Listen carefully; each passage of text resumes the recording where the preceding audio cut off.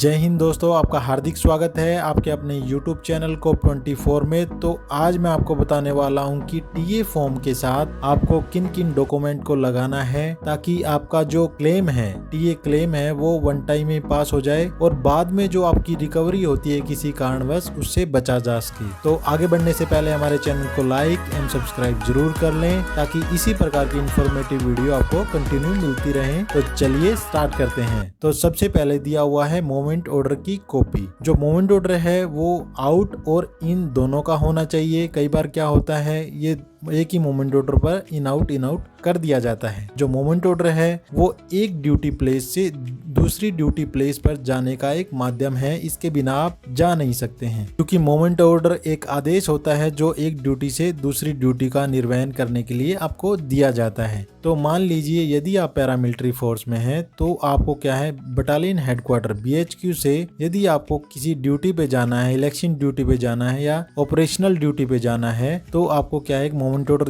दिया जाता है, उसमें आपको आउट किया जाता है और जहाँ पे आप ड्यूटी कर रहे देंगे उसके बाद वहां पे आपको इन किया जाता है। तो ऐसे ही जो ड्यूटी प्लेस है आपको एक मूवमेंट ऑर्डर बना के देता है अपने BHQ के लिए। तो ये दोनों मूवमेंट ऑर्डर आपको टीए फॉर्म के साथ लगाने होते हैं। और नंबर 2 पे दिया हुआ है पे स्लिप।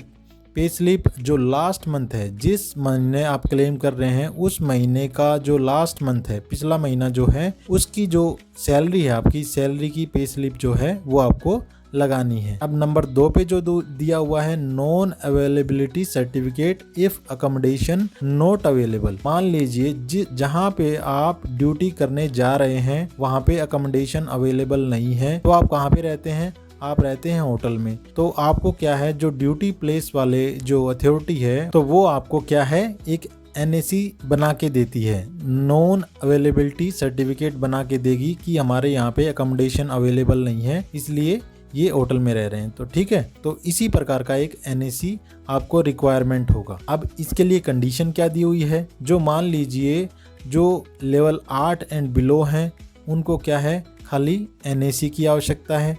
ठीक है, उनको बिल प्रोड्यूस नहीं करने होंगे। और यदि वो क्या है, अबो 8 से हैं तो उनको क्या करना पड़ेगा, NAC भी देनी होगी और साथ ही साथ बिल भी प्रोड्यूस करने होंगे ताकि उनकी किसी प्रकार की भी रिकवरी से उन्हें बचा जा सके। NAC इसलिए आवश्यकता होती है कि ताकि जो अथॉरिटी होती है ड्यूटी प्लेस की, वो आपको क्लैरिफाई कर देती है कि हमारे यहाँ पे क्या है, अकोमोडेशन अवेलेबल नहीं है। और साथ ही जो अबो 8 वाले होते हैं उनको बिल भी देना होता है, परंतु जो 8 से बिलो हैं उनको क्या है, बिल नहीं देना होता है, केवल NAC देनी होती है। ठीक है, बेसिक सा कंसेप्ट है वो आप समझ गए हैं। अब नंबर 4 पे क्या दिया हुआ है, सेल्फ डिक्लेरेशन।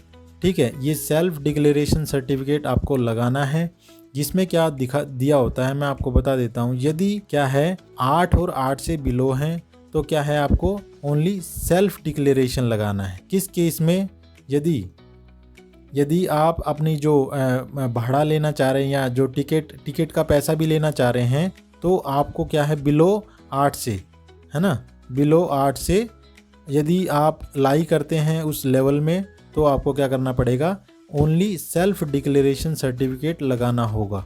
यदि आप क्या है, अबो 8 से, यदि अबो 8 से लाई करते हैं लेवल में, तो आपको क्या करना पड़ेगा, बिल प्रोड्यूस करना होगा। ठीक है, तो आपको क्या करना पड़ेगा, बिल प्रोड्यूस करना होगा। ये सेल्फ डिक्लेरेशन केवल 8 से बिलो वाले, लेवल 8 से बिलो वालों के लिए है। ठीक है, और यदि अबो का है तो उनको क्या करना पड़ेगा, बिल प्रोड्यूस करना पड़ेगा। लेवल 8 से बिलो वालों के लिए प्रोड्यूस करने की आवश्यकता नहीं है। ठीक है, और लेवल अबो हैं, 8 से अबो हैं, तो उनको केवल क्या है, बिल ही प्रोड्यूस करना होगा और उनका जो टीए क्लेम है वो पास कर दिया जाएगा। तो बहुत बहुत धन्यवाद ये वीडियो देखने के लिए। Please like and subscribe this channel. जय हिंद, जय भारत।